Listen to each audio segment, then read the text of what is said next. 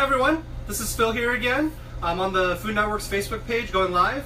I'm the creator of Behind the Food Carts and the author of Food Truck Road Trip, a cookbook. I've been doing stories about food trucks for about 6 years now.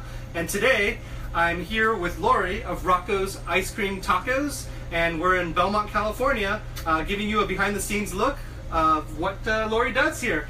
So hi, how's it going? Good. Thanks for joining us today. Thanks for having me. Tell everyone about you and how you got here. My name is Laurie Phillips. I'm a Bay Area native. Did all of my schooling here in the Bay Area. I got my PhD at Stanford in immunology. While I was finishing up my PhD, got this brilliant business idea and was urged by my close friends to really give it a go. Yeah. So I finished up the doctorate and launched Rocco's Ice Cream Tacos. That's awesome. And you guys heard that correctly. We're here to have ice cream tacos. Not taco tacos, different kind of tacos, a little special kind of tacos. Tell everyone, what is an ice cream taco? So an ice cream taco is basically it's a specialty ice cream cone. So instead of eating an ice cream cone in a traditional conical shape, it's a taco shape. And this little taco shell, like a hard, normally corn taco shell, would be filled with meats and cheeses and lettuces. We fill this guy with ice cream. And then we have a variety of dips and toppings to make different specialty ice cream tacos. Perfect for the summertime. It's getting hot here in the Bay Area, and it's a perfect time to start kind of diving into this. So tell us, this is your little icon here, Rocko. So who is Rocko? So Rocco is my dog, and this was all just an idea. It was just a big joke that I would start a truck and call it Rocco's Choco Tacos. And when it came to fruition and we decided to go with ice cream tacos instead of Choco Tacos because it's more descriptive of what the product is. Not everything that we do is going to actually be chocolate based. We're going to make a taco later on that'll be dipped in peanut butter. So we went with a general descriptive Rocco's Ice Cream Tacos. Yeah, I love that. I think growing in SoCal, I had a lot of those like frozen ones. It's nice to be able to see like a gourmet version of this and just kind of like handmade. I think in today's world, all that kind of craft aspect of it is really what sets it apart and amazing. Yeah. Yeah, and that's where I started out was just nostalgia for a product that I loved growing up as a kid. Chocolate tacos were one of my favorite things, and I would always get them from the ice cream man or get them at Taco Bell when I was growing up. And it's a great product. And as an adult, it just didn't play to my adult foodie sensibilities. Sure. But it's such a fun way to eat an ice cream cone, and it's a really great way to do it because you get cone ice cream and for us a dip or topping in every bite, as opposed to when you eat a normal ice cream cone, you get ice cream at the top and cone at the bottom. Right. And this way you get all the components in every bite. So I don't have to take the cone and kind of dip it back into the ice cream. That's what I usually do as a kid. I used to do that all the time. Right. It's kind of like, I want that even ratio. You know? Yeah. So yeah, tell us about the actual taco itself and the batter, and I think you're going to show us a little bit how to do this. So we're using just a regular, bought off of Amazon, waffle iron. So you can do this at home, and you can look up, when I started I looked up a bunch of different waffle cone, sugar cone, pizzella, crepe recipes, and started tweaking to figure out what was going to work best for us. But you can, if you want to go gluten-free, if you want to go egg-free, you can figure out a batter and just, use the internet as your guide to help you make the right batter for you. And we work with a great organic farmer who tells us year to year what varieties of things they have. Wow. When we started, we were in a big drought, and so they weren't growing corn because corn is a pretty water-intensive crop. I see. So they didn't have corn on the farm. So when we started, it was just a blend of wheat and barley flours that we used. And now within the past year, with the influx of water, we now have cornmeal coming out of the farm that we source things from. So now we're gearing towards a more authentic taco shell because we have a bunch of cornmeal. Oh, interesting. So you're trying to kind of match that to like a corn tortilla taco. Okay. Yep. So now it's a blend of corn and flour. I love the play on that too. So you're kind of consistently going back to that taco reference. Yep. Yeah. We try to make it authentic, but right, it's a nice yeah, definitely. People a lot of times will get a little bit weirded out. Sure. They'll come and ask me like, what is this shell made out of? Expecting that I'm taking just a plain unsweetened corn shell and putting ice cream in it. But no, this is a specialty product from start to end. That's awesome. So it's kind of like it's a waffle in a sense, in a different way, but turned into a taco shell Yes. almost. Yeah. Yep. It is a waffle. We don't use as much sugar as a traditional waffle or sugar cone. That is my sensibility personally. I don't like things so sweet. Yeah. But also we're going to pair this with an ice cream that's going to bring in sugar. We're going to dip it in a chocolate. It's going to bring in some more sugar. Okay. So we don't want to really overpower any one aspect of the product. A really, really super sweet sugar cone is going to overpower the other flavors. And so we try to make sure that there's a good balance. Oh, I love that. So we don't use as much sugar as a traditional ice cream shop would. And I'm going to close this and give it just a few more seconds here. So tell me about the shell. I noticed that it's like really like crispy and like almost like a hard shell taco, I guess. Yes. Right? Like, well, what's the advantage of kind of keeping it crisp like this versus like a softer waffle? So for us, it's all about texture and the play between the shell and the ice cream. And if you've ever had a traditional Choco Taco, the shell is a little bit soggy, and that's just the way the world is. Yep. As the ice cream sits in these cones, the cones absorb some of the moisture of the ice cream. So over time, you're going to get a little bit of a chewier cone, which it's just the way that things work. But what we do is we use, again, a blend of cornmeal and barley and wheat flours to maintain a little bit of texture in our cones. The other thing that you have to be careful of, just using a regular taco former kind of thing. Yeah, absolutely. And we're going to stick the cones in there. So it's going to set.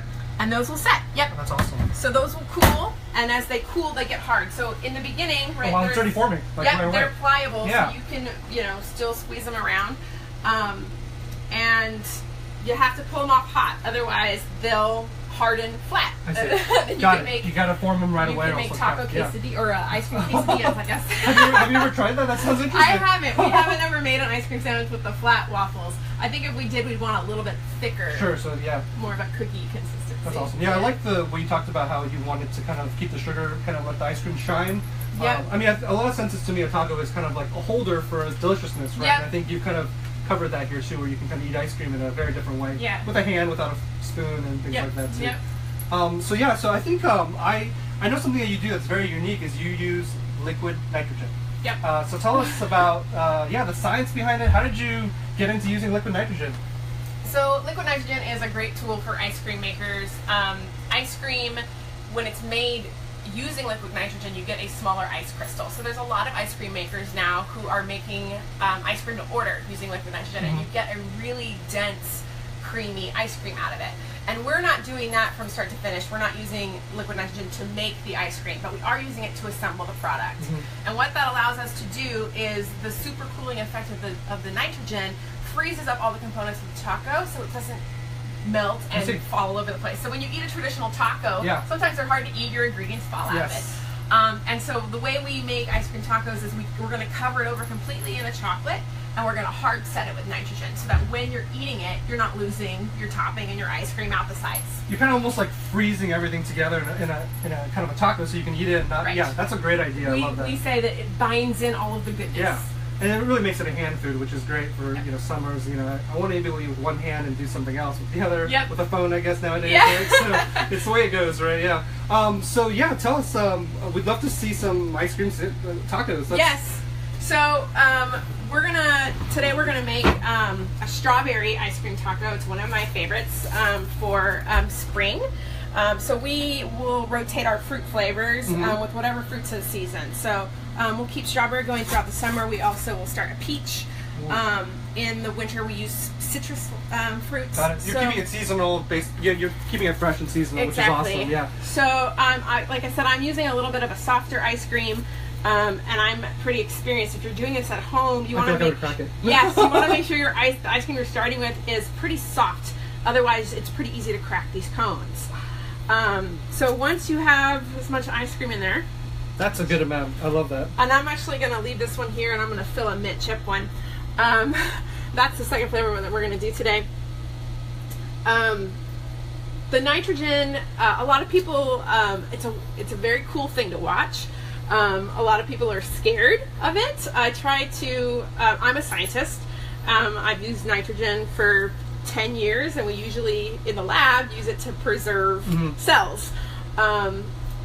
But here, you know, I try to make sure that everybody who works with us and even our customers get a little bit of experience, and we always try to be safe, but we want people to not be so scared. I think Terminator has really scared a lot of people. Yeah. Well, I think like I watch a lot of cooking shows on TV, and they use liquid nitrogen, and they're always kind of wearing gloves, and they make it seem like it's a very kind of a dangerous foray. So I think what I've learned from you kind of being here is that it's actually very approachable and much less scary than what's put out there in media. Yeah, there's definitely potential to get burned. I'm going to do a little bit of trickery here just to show you with the nitrogen. There is something called the latent frost effect. Okay. And this happens when you have a huge temperature differential. You can see it in your home kitchen if you have a really hot frying pan and you just throw some water on it. It'll beat up, the water will beat up, and you get a surface barrier. So I'm going to toss some nitrogen on the table, and you can sort of see that it will beat up. And so it's the same thing that happens. And so when you touch nitrogen, the temperature differential between your hand and the nitrogen is large enough that the nitrogen will vaporize around your hand. That's awesome. So you don't feel it for a little bit. And your hand's okay. Everything's my hand is okay. Yeah, it's good. So, you know, I try to especially with my employees, train them so that if they do spill nitrogen on themselves, they don't freak out and do something that's going to be more harmful to them. Like run in the bathroom and be like, oh. And we don't use gloves because we're worried about getting the nitrogen stuck inside the glove. I see. So if our dipping hand, whenever we're doing this, is always free of a glove. Okay. Because if you get nitrogen inside the glove, now it's trapped against your skin, and there's potential for burn. So it's actually even safer without the gloves, even. Yeah, if you're going to use a glove, you want it to be a big, thick, heavy glove. Got it. And those don't give us the dexterity that we need when we're dipping. So the types of gloves that we would need to use don't provide us any safety. Got it. So what are the dipping options that you have usually? Yeah, so we have 4 different dips. This is a milk chocolate, dark chocolate, white chocolate over here, and peanut butter. Peanut butter. And we're going to dip this strawberry chocolate right now in peanut butter. This is one of my favorite combinations, and I'm actually going to move over here and grab some cocoa nibs. It's definitely, I've met with Laurie before, and one of the things you suggested to me was try strawberry ice cream with peanut butter. And I was like, that sounds extremely bizarre. But I trust you. And I tried it, and it's a thing that I can't get out of my mind. It's one of the best desserts I've ever had. It's just, the combination of it is just amazing. I love peanut butter as a dessert, and who knew that strawberry ice cream and peanut butter would be the magic combination. Yep. So. I mean, this is a dessert that, especially for me, is all about nostalgia. Yeah. And what is more nostalgic than strawberry or strawberry jam peanut butter sandwiches? Yes. And so this is going to be reminiscent of PB&J. So I'm using the nitrogen to quick set and freeze up my ice cream. If you're making these at home and you don't have nitrogen, once you fill it with ice cream, you're going to put this back in your freezer and let it set, at least for an hour. And then you can dip it in whatever sort of chocolate or peanut butter. And all of these dips, I'm sure all of you buy Magic Shell or have seen Magic Shell in the grocery store. This is a healthier homemade version of Magic Shell. And you can make it with peanut butter, you can make it with jam, you can make it with butterscotch. And all it is you put some coconut oil into your ingredient. And the coconut oil allows it to set. Coconut oil is a solid at room temperature, and so when it gets cold, it'll harden up. So you can see that right now it's already hardening on its own. Again, we use the nitrogen as a quick set, so that this allows us to make a product quickly, so that we don't have to put this back into the freezer. Wow, and it has, and I see the kind of hardened shell already too. Yeah. Oh, we gotta try this. Here's this guy. All right, let's give this a try. So this is a strawberry ice cream with a peanut butter shell. It's nice and cold, and you got cocoa nibs on top. You can see the nibs. Let's give this a try.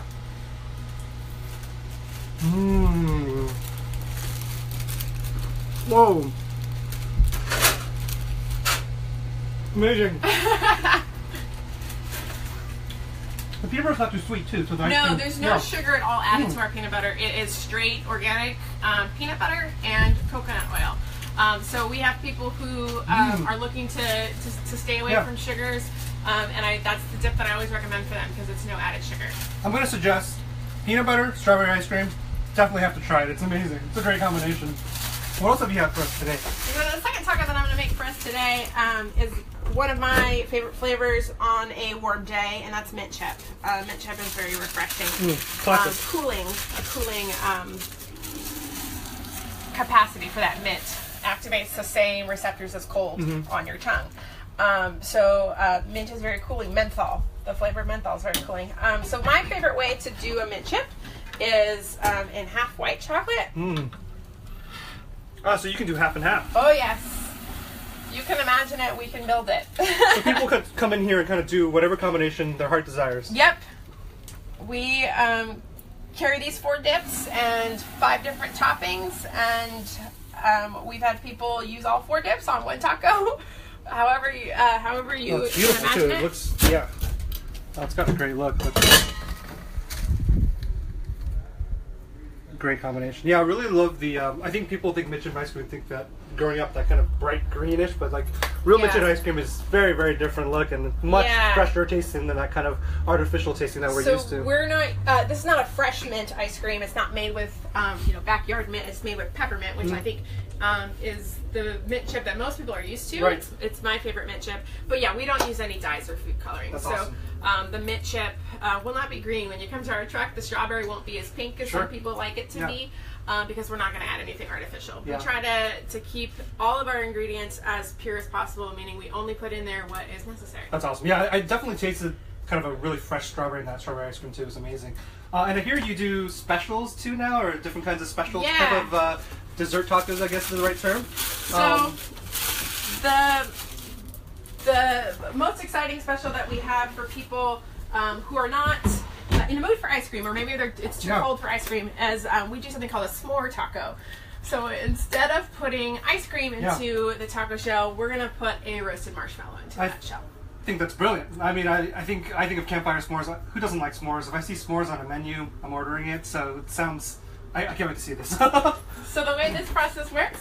Again, we're going to go back to our taco shell. And these taco shells, like I said, you can change up the flour blend however you want. So when we're making these traditional s'more tacos, we use a taco shell with some graham flour in it. So it's more of a graham cracker texture. Oh, so you're definitely mimicking that s'more too as well. Yep, that's right. So we're going to use a beautiful homemade marshmallow.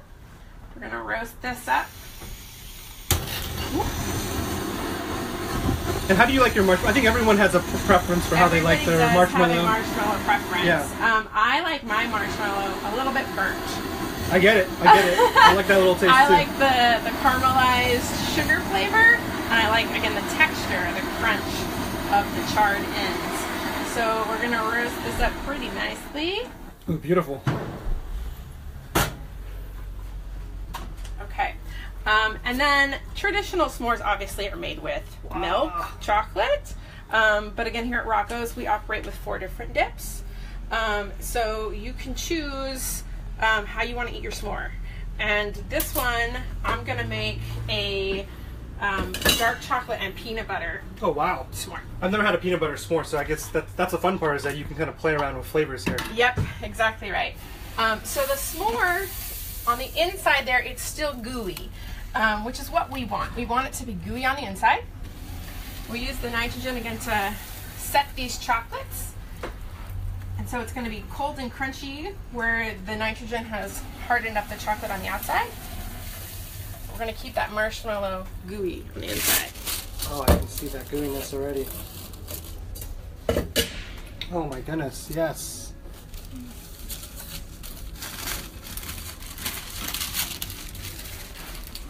Got a napkin ready for you. This one is a man. messy one. I'm going to give this a try. Oh,